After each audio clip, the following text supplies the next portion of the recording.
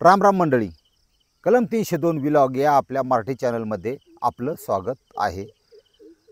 भयानक अशा युगामध्ये आपलं स्वागत आहे आणि भेसळयुक्त युगामध्ये सुद्धा आपलं स्वागत आहे. शेंगदाण्यात गावात खडं टाकण्यापासून, माती टाकण्यापासून, वाळू मिश्रित करण्यापासून सुरुवात झाली ती प्रचंड सगळ्या अन्नपदार्थामध्ये भेसळ चालू आहे. विषय आणि त्या बाबतीत एक नंबर काम फक्त एक देव माणसाने केले. त्याचं नाव आहे राजीव दीक्षित. एक नंबर. आणि त्यांची खूनबिन काय नाही, हत्या केली गेली. जाऊ द्या, तो भाग वेगळा आहे. पहिल्यांदा मला तुमची माफी अशी मागायची की काल अर्धशिशीवरचं जे औषध आहे ना ते सांगायचं विचारलो. ते 2-4 मिनटात मी सांगतो ना, आपल्या सत्यकथेकडे आपण लगेच जाऊ. विषय असा आहे, अर्धशिशीवर उपचारासाठी शुद्ध दूध लागतं. शुद्ध दूध कुठं मिळतं तुम्हाला सांगतो. पुढे बिडे इसरून जा, सगळ्या दुकानात मिळणारे ते प्लॅस्टिकमधल्या, त्याचा विषय नाही काय. गावरान गायचं किंवा सैवाल, तुमची ती तांबडे गाय तर राजस्थानांच्याकडे असतात बघा, ते कळपच्या कळप तशी गाय असेल, सुवर्णक्षार असेल त्याच्यामध्ये ध्यानात ठेवा, ते दूध. किंवा शेळीचं सुद्धा दूध चालतं. प्युअर अँड सोल असं 1 लिटर दूध घ्यायचं चरणाऱ्या गाईचं. जर्सी चालत नाही, म्हैस चालत नाही, लक्षात घ्या. ह्या दुधाला प्लॅस्टिकचा स्पर्श होऊन द्यायचा नाही, स्टीलच्या भांड्याचा चालतो. स्टीलच्या भांड्याचा डबा न्या, काय न्या. त्या दुधाला 9 कोरं मडकं घ्यायचं. ते मडकं दूध उकळायचं.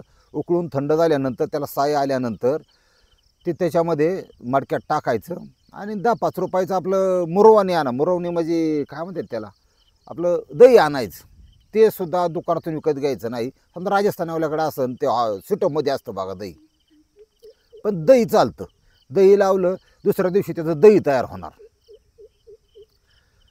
लाकडाची रवी बऱ्याच जणांकडे असते. स्टील वापरा, दुसरे इतर धातूचा स्पर्श नका. ॲल्युमिनियमचा चुकून सुद्धा, ॲल्युमिनियम विषारी आहे. ॲल्युमिनियम इंग्रजांनी आणलं होतं आपल्या इथलच्या कायद्यांची बांडी सगळी ॲल्युमिनियमची होती, कारण ते स्लो पॉयझन आहे. त्या ॲल्युमिनियमचं स्लो पॉयझन देऊन शरीर क्षीण होतं. ते माणूस लवकर मरतो, यांना पोसायची गरज नाही. इंग्रजांची टेंडन्सी होती. अजूनही सर्रास महाराष्ट्रातल्या प्रत्येक घरात कुकर ॲल्युमिनियमची. दुर्दैवाची गोष्ट आहे. कुकर ॲल्युमिनियम वापरातून बंद करा, विषारी धातू येतो. ही दही लावलं की फार तर स्टीलचं भांडं असतं बारकन, मिक्सरमध्ये तुम्ही ते लोणी काढू शकता. लोणी काढून झाल्यानंतर त्या लोण्याला परत तापवायचं स्टीलच्या पातेल्यातच. तिथून गावरान तूप काढायचं, ते ओरिजिनल ठेवायचं. फार तर स्टीलचं भांडं, काचेचं भांडं उत्तम, कुठलाही धातूचं भांडं नाही. पितळ नाही, ॲल्युमिनियमचा स्पर्श होऊन देऊ नका. ज्या दिवशी डोकं दुखायला सुरुवात होईल त्या दिवशी सूर्य उगवल्यापासून 1 वाजेपर्यंत ही चढती वेळ झाली. सूर्य वर असतो. 1 वाजल्यापासून किंवा 12:30 वाजल्यापासून संध्याकाळपर्यंत ही उतरती वेळ झाली. हा प्रयोग फक्त उतरत्या वेळेत करायचा. 10 वाजता डोकं दुखायला लागलं, सकाळच्या पारी डोकं लावायचं नाही तुम्ही, तिथं उपचार करायचे नाहीत. उतरत्या वेळेत 12 त्याला थोडं वैज्ञानिक शास्त्रीय सगळं कारण आहेत त्याला, लेडी लांबन मग गणित.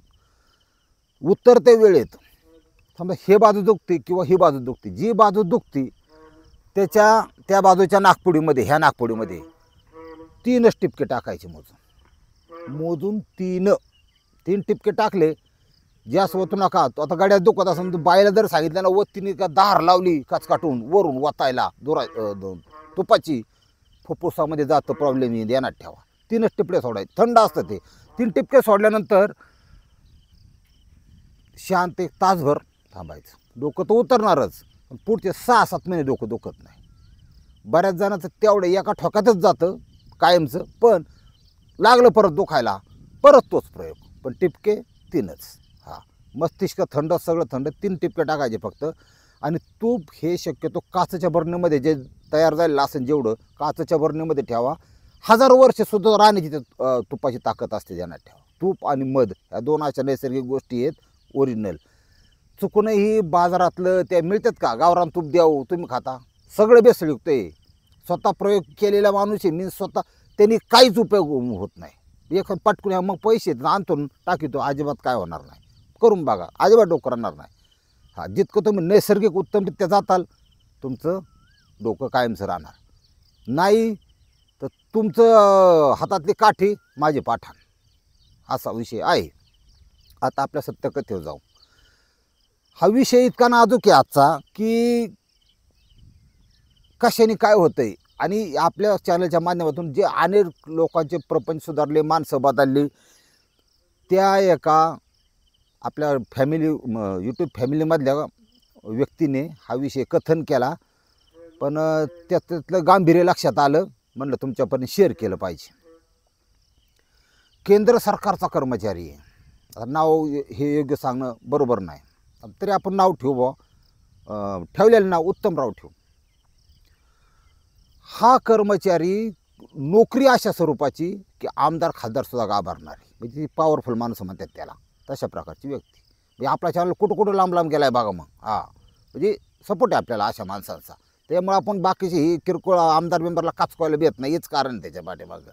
आपल्याला ह्यांनी जर आपल्या उलटण्याचा प्रयत्न केला, काय प्रॉब्लेम आणण्याचा प्रयत्न केला, खोटा गुन्हा दाखल करण्याचा माझा प्रयत्न केला, तरी सपोर्ट सिस्टीम माझ्याकडे आहे. त्यातलं काय तुम्हाला लई सांगायला नको. ही जी व्यक्ती आहे ही मुंबईत राहते, जॉबनिमित्त जाते बाहेर, पण त्याचा जॉबच त्या व्यक्तीचा असा आहे उत्तमरावचा, 10-11 कधी कधी 12 वाजणार, बिझी. पैसा लक्ष्मी मारणाची भरपूर, पगारच मारणाचा, काय सांगायची. गावाकडचा माणूस होता, गावाकडची बायको होती. आता ही उच्च पदावर माणसं असली तरी तुम्हाला खरं, ज्याचं बालपण गावात गेले, ज्यांनी गावात लंगडी कोया खेळणं ही असलं सगळं बालपण अनुभवलं ना, त्याचं बालपण धन्य झालं. हा, सिटीतलं बालपण असं बॉन्साईसारखं झालं. बॉन्साई असं एवढं झाड असतं, ते एवढंच झाड त्याला आंबा, असं. खरं बालपण गावाकडचं. कारण ते खेकडं पकडून द्या, मासं द्या, वड्यात उड्या मारून द्या, आंबा पाडून द्या, कोणाचं काही आंबा चोरून द्या, ते बालपण योग्य. तसं जायला पाहिजे प्रत्येकात. खेळ संपला, मैदानी खेळ संपला. मोबाईलनी पुढची पिढीचं आयुष्य कमी व्हायला लागलं आहे आता, आणि खेळबीळ संपला सगळा. हां, मनापासून जगलो ती आमचीच पिढी. हां, शक्यतो 90ची जी पिढी आहे ना, 90 म्हणजे तसल्या डोक्यात आणू नका, 90 म्हणजे 1990ची, त्यांनी तर जगाचं बदल स्थित्यंतर फार जवळून बघितलं. हा जो उत्तमराव आहे, ह्यांनी गावाकडचीच बायको केली. मानला सिटीत तर ते लय हाय फाय नको आपल्याला. हाय फाय बायका काय करतात माहिती का, लय शिकलेल्या सिटीत राहणाऱ्या अरे तुऱ्यावर बोलणार पहिली गोष्ट नवऱ्याला, उत्तम हे कर, उत्तम ते कर. उत्तम म्हणा ना, तू कर की, मला वेळ आहे. तू माझा अपमान केला, हा स्त्रीत्वाचा अपमान आहे, तुला कोर्टातच खेचते, ह्यो कार्यक्रम नको मला, आपलं चला गावाकडे. हां, गावाकडची आणि ती बिचारी 4 शिवे दिले ना तरी नवराची, पावसाने जोड आपलं, नवऱ्याने मारलं, सांगायचं कोणाला. ही विचारसरणी ध्यानात ठेवा. ती लगेच 498कडे पळत नाही, हा बी विषय. सध्या परिस्थिती बदलते जरा. हां, बाया जरा जास्त डोक्यावर गेलं त्या केसेसवरून लक्षात येतं. हा, लय त्यांच्या अन्याय झाला, हाला समाजाची जबाबदारी. हा, प्रत्येक घटना वेगवेगळी असते. ह्या पत्नी पीडित पुरुषांचं आज जेवढं हाल चालले आहेत, ह्यांना एक धक्का देणारी घटना घडली, हागवणे प्रकरण, हुंडाबळीची केस आहे ती. ह्या प्रकरणामुळं ही पुरुषाच्या बाजूने जे कायदा व्हायचा होता ना, ह्याला थोडी खीळ बसली, लक्षात घ्या ना. अशा हुंडाबळीच्या घटना नाशिकमध्ये एक घडली. हां, म्हणजे लोक अवलादीत काय काय एवढं नीच आहेत. अहो, लोक 2 टायमाच्या अन्नासाठी आत्ताच फाडणारे लोक आहेत, कष्ट करणारे लोक आहेत, फाटक्या तुटक्यात आयुष्य करणारे लोक आहेत. पण ह्या माजाडलेल्या अवलादी आहेत ना, यांनी वाटलो गेलं समाज, तुम्हाला सांगतो. हां, काय यांना आता म्हणजे यांना काय बोलावं हे कळत नाही मला. हां, यांना ना आमच्याकडं थोडं शिक्षेचा एक प्रकार ग्रामीण भागात असा असतो की एखादा बैल सोडतो आपण गायला आवायला. हां, लय खतरनाक. यांना उलटं टाकून मागून बैल सोडला पाहिजे माझ्या हिशोबाने. हां, एवढा लांब सुरा खोसला ना, मग यांना कळण कसं काय असतं. असल्या नीच्या अवलादीत काय काय लय माज वाटलो केलं यांनी समाजाचं. हा जे उत्तमराव हे गावाकडची बायको केली. गावाकडची बायको केल्यामुळं प्रपंच सुखी चालला होता. 6 ते 7 वर्षाची एक मुलगी झाली, म्हणजे 7-8 वर्ष लागणार झाली, मुलगी झाली 6वी-7वीला. शाळेत जायला लागली. तिला सोडवणं आणणं अत्यंत प्रपंचवाईक स्त्री. पण गावाकडे शिक्षणाची कमतरता. तिचा चुलत भावाचा मुलगा होता. तो चुलत भावाचा मुलगा ह्या उत्तमरावला त्याचे वडील बिडी, आता सगळे कसं असतं गावाकडे, एखादा माणूस मोठा गेला की त्या माणसाला गावात जरी गेला तरी 15 ऑगस्टला झेंडा फडकायला लावणे किंवा काय मान देतात की मोठ्या पदावर माणूस आहे. आणि माणूस मोठा असला पदाने तरी असं वाटतं की की मन हृदय कुठंतरी त्याचं गुंतलेलं असतं आपल्या मातेशी, की बा आपल्याचा फायदा जर आपल्या कोणाला झाला आपल्याचा तर चांगलंच आहे, नाव काढीन ना तो. हा विचार अत्यंत चांगल्या विचारांनी त्यांनी पोरगारात घेतलं. सख्या चुलत भावाचा मुलगा, एकत्र कुटुंब असल्यासारखीच पद्धती आला. याचं 10 आणि 11 वाजता येणं. हा पोरगा होता शार्प माइंडेड, ध्यानात घ्या. एका घराच्या आत त्याला घेतलाय म्हणजे त्याचं डोकं काय होतं, तो आता इंजिनिअरिंग कंप्लीट करायला. 4 मित्र होते बाहेर, पण त्याला म्हणतात ना आतल्या गाठीचा तशा प्रकार. आणि लय हरामखोर पोरगा हा. हा पोरगा काय करायचा, त्याचं नाव ठेवू आपण उपटाजी. हा उपटाजी काय करायचा, कारण विचार उपट्यासारखीच आहेत त्याची. त्यांनी त्या सिटीत काय करायचं माहिती आहे का, ते जागा घालतात मॅक्सी. हां, त्यांनी त्याचं ते मन आहे 22-23 वय, त्याचं ते स्वतःची चुलतीकडं त्याचं मन आकर्षित झालं आतल्या आत मनात. आणि त्याचा स्ट्रेट फॉर्म्युला होता, आपण इंजिनिअरिंग होणार, नंतर इंजिनिअरिंग झाले आपल्याला IT मध्ये नोकरी लागणार, नंतर आपण सुंदर देखणी कुमारिका मिळली ते 100% चांगलंच आहे, अशी मुलगी करणार, लग्न करणार, पोरं काढणार, सगळं ओके, हे टार्गेट. पण तेव्हाचं तेव्हा बघू, ही आग आहे, ही जी हत्यार उठतं ह्याच्यासाठी तात्पुरती सोय म्हणून आपण चुलती वापरायला हरकत नाही, चुलतीला काटवायची. अशा प्रकारचं स्टेट विचार, नीच विचार हे तुम्ही कोणाला या ना घरात सांभाळायला आणि ह्याला आणूच नका. माझा ऐका, तुमचं प्रपंच वाटलं झाल्याशिवाय. बऱ्याच जणांना ठार केलं, बऱ्याच जणांचं प्रपंच मोडलं, बऱ्याच जणांच्या बायका निघून गेल्या. असा विचार आहे. चांगलं करायला गेले की आले टिकत नाही हो आजकाल. हां, ते ठर म्हणजे अशी नीच मानसिकतेचा काही कळून येत नाही. आला घरात. आता ही पॉलिसी कशी वापरता येते तुम्हाला सांगतो. हा 11-12 वाजता घरी यायचा उत्तमराव. ह्यो पोरगा काय करायचा, कसं जवळ जाता येईल. आत्ताची पिढी ही शार्प. तुम्ही एखाद्याच्या वयावर जाऊ नका. ही कवळी केस फुटलेली पोरं आहेत ना, ह्यांचं दिमाग लय, कारण त्यांच्याकडं मोबाईल आहे, ध्यानात ठेवा. कोण काय रिसर्च करेन, काय सर्च करेन. हा, तुम्हाला सांगतो स्लो पॉयझन ही सुद्धा मोबाईलच्या मार्फत उपलब्ध. पॉयझन काही उपलब्ध होतं, हत्यार उपलब्ध होत्यात, काही होतंय. चांगलं तेवढं वाईट आहे जग. मग लोक काय चांगलं कमी घ्यायचं. हां, आता मला एक महाराज बाळकृष्ण मुळे म्हणून ते चॅनल चालवतात आणि वचनं सांगतात किंवा कोणी बघत नाही. तसलं नको. त्यानं लोकाला रंगारंग कार्यक्रम लागतो. असं आहे जगाचं, कुठं चाललंय काय चाललंय बघितलं पाहिजे. इतका परफेक्ट प्लॅनिंग केलं, स्टेप बाय स्टेप कसं जायचं बघा. हा कसा गेला उपटाजीला वेळ मिळायला लागला. चुलती स्वतःच्या इथं वावरणारी, पांढरी शिपीत, दिखणी. आणि कसं असतं, गावाकडची बाई आहे ना, तिचा हातपाय बघा तुम्ही, तिला कष्ट करावं लागतो. पाठ उठन, शिनकूर करीन गुरांचा, पाणी भरीन, जाडलोट करीन, त्याच्यानंतर गायचं दार काढीन, चहा करीन, आंघोळ करीन, सगळ्याला पाणी ताप वाढून मारण्याची कामं बाईला गावाकडच्या. तेवढं करून भाकरी कालवण करीन, तेवढं करून पोरांना आंघोळी घालीन, तेवढं करून परत बाया यायच्यात. खुरपायला दिवसभर कांदा काढणे असन, कापूस विसणे असन, ऊस तोडणे असन, काही असन, ती जाणार. 5 वाजेपर्यंत परत संध्याकाळी परत तेवढीच काम. त्याच्यामुळं त्या बायांचा हातपाय काळं, सुरकुत्या पडलेलं, अमकं तमकं. सिटीत कसं आहे, सकाळी बाहेर नाश्ता करून दिला, फक्त नवऱ्याला डबा करून द्यायचा, पोराचं उरकून द्यायचं, आणलं पंखा, TV, मालिका. बोरातल्या आळ्यावानी बाया नुसतं, उन्हातच नाही ना. हां, तिथून जर एखादी खुरपाय जर आणली ना फ्लॅटमधली, दाफा टाकून मरण तुम्हाला सांगतो. हां, म्हणजे असा फरक आहे. तशी बोरातली आळेवानी बाई बघितली ह्या उपटाजीला, याचं पार खालून वरून पार गडीनुसार थरथर कापायचा बा, फाळकच उडाल त्याचा. तो म्हणला केव्हा एकदा बेडवर जातोय, केव्हा एकदा बेडवर. त्यांनी अशी प्लॅनिंग केलं बघा ना. असे प्रकार मी तुम्हाला हे सांगायचं कारण म्हणजे ही घटना घडून याची जबाबदारी घ्यायची. पहिली गोष्ट, कुठलीही अवलाद कितीही जवळची असले तरी बोलूच नका. माझं तर शेवटीत काही बहीण गरीब आहे, बहिणीचा पोरगा म्हणतोय बाच आहे, नकाच अनुभव. तुमचा 4 रुपये खर्च होऊन द्या, त्याला फ्लॅट घेऊन द्या, त्याला मुलांच्या सोय करून द्या, त्याला रूम घेऊन द्या, इतरा मेस लावून द्या, घरी नको. लय जग वाईट निघालं. पहिली स्टेप, त्यांनी परिस्थितीचं आकलन करून एखादी नवी विवाहित तरुणी जशी लग्न होऊन आल्यावर 6 महिने एकदम गरीब गायसारखी राहते, काय ती गरीब गायसारखी नसते. ती सगळ्या गोष्टीचं आकलन करायचं की घरात मेजर कोण आहे, घरात कामगार कोण आहे, कोणाचं चालतं काय, पैसा कोणाकडे काय, कोणाचं आहे, कोणाला रिस्पेक्ट आहे, कोणाला कमी लेखायचं, हे आकलन असतं. नंतर तिथं आपलं अशी शिंग बाहेर काढते, मग स्त्री बाहेर काढते ती. हां, मग कोणावर तरी जे कमजोर त्याच्या चाल आधी करते. नवरा कॅप्चर, नवरा फोरप्लेमध्येच कॅप्चर होतो, त्याचा विषय नाही. अशा प्रकारे ह्या पोराने अशी सगळी परिस्थिती पाहिली, सुरुवात केली. काकी काकी काकी काकी तिचे सगळी कामं करणे, तिची स्तुती करते. किती करता हो घरासाठी. मला फार वाईट वाटतं.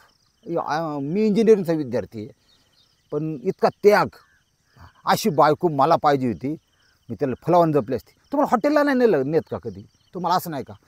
ह्याला म्हणत्यास तिची स्तुती करायची, नवऱ्याला दोष देणे, इथून सुरुवात अशी ध्यानात ठेवायचं. आणि नवऱ्याचं कसं असतं, ही उत्तमराव ह्याच्या डोक्यात काय, आपली बायको आपला प्रपंच, पोरालाच उच्च दर्जाचं शिक्षण मिळलं पाहिजे, आपल्यापेक्षा बेटर लाईफ त्याची झाली पाहिजे, बायको समाधानी पाहिजे, सुखी पाहिजे, सगळं घरचं. पण त्याला घराबाहेर पडणं का बागाची नोकरी आहे. ह्या पोकळीचा फायदा यांनी घेतला. प्रत्येक गोष्टीत नवऱ्याचे दोष दाखवून देणे, प्रत्येक दोष दाखवून देणे. याच्यामुळे तोटा असा झाला की ह्या बाईच्या मनात प्लॅन झालं, तिचं जे सुपीक शेत होतं डोक्यात मेंदूतलं, त्याच्यामध्ये एक नफरत किंवा एक त्याला म्हणतात दुसऱ्याचा रागराग करणे, ह्याचं बी ह्याने रोवलं आधी. त्याचा हे झालं की तिला वाटलं हायले खरं हा म्हणतो, हा अँगलने तो विचारच केला नव्हता. तो म्हणतो तिथं बरोबर आहे, मी फक्त शोभेची बावळी झाली, मी फक्त आज झालं कधी शॉपिंगला नाही, कधी पिक्चरला नाही, असं नाही तसं नाही, तुम्ही माझ्याकडे लक्ष देत नाही, असे विचार प्लॅन केले. तिथं एकदा पोकळी तयार झाली की ती बाई लवकर हातावी येते, लक्षात घ्या. ही उपटाजी यांनी हाच प्रयत्न केला, पण ती नवऱ्याला काय, आणि बाया सांगत नाहीत.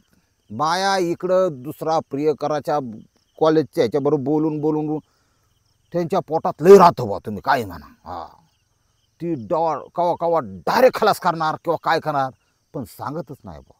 हां, तुमच्या एक बायको दुसऱ्या नवऱ्याला तुमच्या शरीर संबंधातून मी तृप्त होत नाही किंवा हे नाही, तुम्ही त्यात अजून तुमचं टायमिंग वाढवलं पाहिजे किंवा काय केलं पाहिजे, फोरप्ले केला पाहिजे किंवा काय, हे चर्चासुद्धा आयुष्यात नाही. गड्यांनीच करायची. आता मी सांगतो गड्यांनी करा आपल्या बायकोशी. हां, तू मारू नको, काय पोरं मारू नको, मला मारू नको बा, तू नांद बुवा, काय विषय असं तू सांग बुवा. पण शे अजब रसायने त्याच्यावर सगळे शास्त्रज्ञ पुढे गेले, पार तिकडून आले, ह्याच्या बाजून उपाय लावलेला नाही, गावलेलाच नाही. की नेमकं एवढं हात पोटात राहतं कसं काय, लय अवघड आहे. ह्या उपटाजीने काय केलं, हळूहळू सगळं आलं. 2-3 दिवस हा गावाकडे जायचा, त्याला सगळं मदत आणून घेणे, सगळं फक्त ते हातपाय दाबून द्यायचा उरला होता. येऊ गावाकडे गेला, विला फोन मेसेज त्या लॅपटॉपमधून, जेवलात का, असं झालं का, आदराने बोलणं हे ते, झोप येते का नाही, अजून काका घरी नाही आले का, अवघड आहे तुमचं, असं आहे तसं आहे, येऊ का कुशीत झोपायला, मी हा शब्द वापरला. हे टाईप करून बरं का तसलं. मग तिचं उत्तर आहे ना, ही थोडं अवघडल्यासारखं असायचं, कारण बाई अजून त्याच्या हाताला लागली नव्हती. ही सुरुवात होती एका मर्डरची, ही सुरुवात होती एका विश्वासघाताची, ही सुरुवात होती पत्नीने पतीशी केलेल्या धोक्याची. असे मेसेज. आता ही जी व्यक्ती आहे, ही उत्तमराव हुशारच माणूस. बायकोचं जी वागणं बोलणं आहे ना, ही त्याला थोडं जाणवलं की काहीतरी. आणि गडी कारमध्ये, ती बी 20-30 लाखाची, त्या कारमध्ये बसायचा. ऑफिसला जाताना ट्रॅफिक लागतं, सिटीत कार वापरणं खतरनाक. 20 मिनटं 25 मिनटं. पहिल्यांदा सकाळ स्टार्टला माझा एपिसोड ऐकणार, कलम 302. त्याला एक अँगल मिळाला त्या उत्तमरावला की बाबा हे पाणी तर काय कुठं मरत नाही ना, अरे आपली बायको तशी नाही, पण काय सांगावं, कलियुग आहे, भयानक युग आहे. ते म्हणलं थोडं लक्ष, एक म्हणजे विचार मनात आणण्याचं काम चॅनलने केलं. त्याचा मला गर्व आहे, आदर आहे माझ्या चॅनलविषयी, की लोक सुधारले पाहिजे, लोक सावध झाले पाहिजेत, लोक जगली पाहिजेत.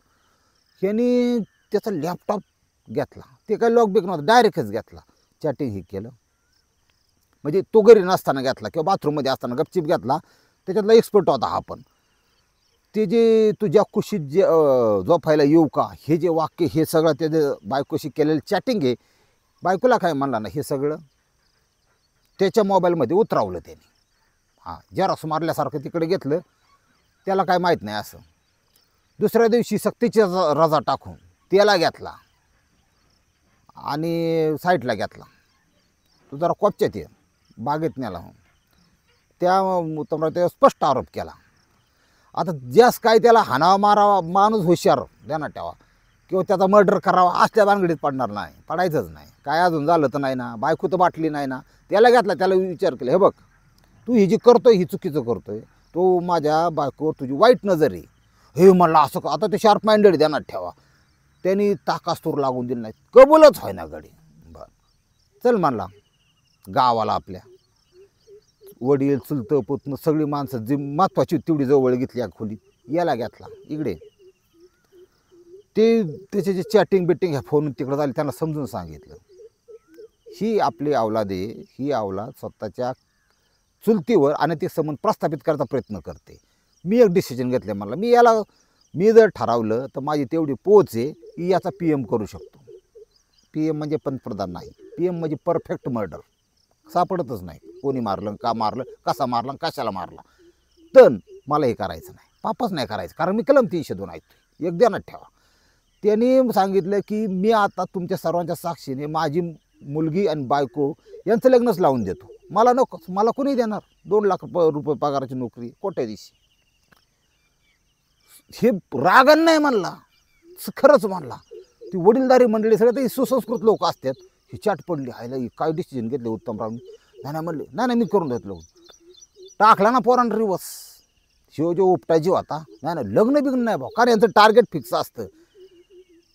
विवाहित स्त्रिया लवकर हाताळतात, आंटी म्हणतो आपण त्यांना. त्या फक्त बघायच्या, सेक्स कसा करायचा, परफेक्ट कसा करायचा, फोर प्ले ह्यांच्याकडून फक्त शिकून, हे फक्त प्रॅक्टिकल मशीन म्हणून समजायचं त्यांना. आणि ओरिजिनल आपल्या स्वतःच्या लग्न करायचं बायकोसमोर कुमारिका मुलीबरोबर करायचं. ही यांची मेथड, यांची मेंटॅलिटी या क्षेत्रातली. तुम्ही लय बुक शिकला, लय इंग्रजी शिकला, हाय फायदाला 2 लाख पगार घेतला, याच्यावर तुम्ही माणूस ठरत नाही. पण तुमच्या आईबापांनी जे शिकलं, आईची शिकवण संस्कृती धरून जे चलतो त्याला माणसाच्या पोटचं मानायचं. लय पैशावाल्याकडे लय, आणि आता तर फॉर्च्युनरवाल्याकडे लोक बघत सुद्धा नाही का, त्यांना हागवणे आठवतो. लय लय भयानक. हा, एक जणाने तर फॉर्च्युनर विकली, स्विफ्ट घेतली. लोक थोडा पत्ता बित्ता सांगतात, साहेब इकडून जा. पण फॉर्च्युनरमध्ये लोक शिव्याच घालतात बॉक्सरचे. बरीचसे आता सेल व्हायला, म्हणजे इतकी स्टॉपची मस्त गाडी असून 50 लाखाची त्याचा विक्री परिणाम व्हायला बसलाय महाराष्ट्रात. फॉर्च्युनरला लोक लय रागारागाने बघत आहेत. जाऊन द्या बरोबर. त्यांनी नकार दिले. बायकोकडं आला, त्यांचं जे कॉन्व्हर्सेशन म्हणजे त्याचं जे संवाद होता, तो संवाद त्यांनी तिला ऐकावला सगळा. बायको तुझ्या आता बायकोनी पायच धरलं बा, गाळा 2 होतं. पण ती तसलं लय भारी जमतं त्यांना. पण म्हणले अगं मी बाटली नाही, मी त्याच्या आहारी गेलते फक्त मानसिकदृष्ट्या. मानला तुला दर रविवार पिक्चर नेतो, तुझं काय असेल ती, पण एक कुटुंब तुटण्यापासून, एक हत्या होण्यापासून वाचलं, हे मी माझं स्वतःचं मोठं यश समजतो. आणि ही स्टोरी तुमच्यापर्यंत सांगण्याचं कारण असं होतं की तुमच्या बाबतीत आता कोरोनापासून मानसिकता लोकांची बदलली, माणुसकी थोडी कमी जाईल, लक्षात घ्या. आता मराठा समाजाने तर असं काढलं ते मला एकदम 100% खरं योग्य पडतं. 100 माणसापेक्षा माणसं लागणार नकोत, मोकारी खर्च नको, काही कोणाला तुमचं घेणं देणं नाही. लोक तोंडावर फक्त चांगलं केलं म्हणतात तरी म्हणतात वरान जरा खराटच होतं बरं का. काही नाही लोकांचा विचार करायचा कुणाचा. स्वतःची प्रगती, स्वतःचे जे जन्माला घातलेले जीव आहेत. चिमणी काय करते हो, घरटं बांधती का नाही, एक चांगलं छानसं घर बांधा, स्वतःसाठी जागा. चिमणी काय करते, चारा आणती, पक्षाला घालती का नाही, घालती ना. त्यांना योग्य प्रकारचं शिक्षण द्या. माणूस आहे आपण. अन्न वस्त्र निवारा ह्या 3 गोष्टी महत्त्वाच्या नाहीत जास्त, त्याच्यापेक्षाही महत्त्वाचं आहे शिक्षण आणि आरोग्य. निर्व्यसनी बनवा, अध्यात्माशी कनेक्ट राहावा, काही फरक पडत नाही. काय हरकत आहे पसायदान म्हणायला, मी सुद्धा म्हणत नाही. आता मला चालू करणार आहे पसायदान, ज्ञानेश्वरांची मूर्ती आणून, असं माझं डोक्यात आहे. काय हरकत नाही, तुमच्याबरोबर मी सुद्धा बदलतो. ही गरज आहे काळाची आता, नाही तर लय अवघड आहे. आणि शिवाजी महाराजांचा बद्दल एक सांगायचं, शिवाजी महाराजांचा नवीन प्रकार चालू झाला. त्यांना देवाचं रूप द्यायचं आणि त्यांची आरती बिरती अजिबात करू नका. काय सगळ्यात लय महत्त्वाचं सांगतोय मी. शिवाजी महाराजांची आरती करायला शिवाजी महाराज देव नव्हते. ही सर्व ठराविक विशिष्ट मनोवाद्याकडून सनातनवाल्यांच्याकडून ती आरती, मग त्यांची देऊळं महाराष्ट्रात प्रत्येक गावात एक शिवाजी महाराज देऊळ काढायचं, मग तिथं त्यांचीच माणसं बसवायची, पूजा अर्चा हे कर्ज आणि दे पैसे, देव वर्गणी नको. माझं रक्ताचं पाणी करून कष्ट करून मी 500,000 रुपये कमावतो, त्याचा यज्ञ नाही मला नाही घालायचा. शिवाजी महाराज हे माणूस होते, शिवाजी महाराज स्वकर्तृत्वावर युद्ध करून त्यांचं शिवचरित्र वाचा. पण शिवाजी महाराज देवाचं स्वरूप त्यांना द्यायचा प्रयत्न करू नका. ही आपल्याला येडं बनवायची कामं चालल्यात, अजिबात येडं बनायचं नाही, ध्यानात ठेवा.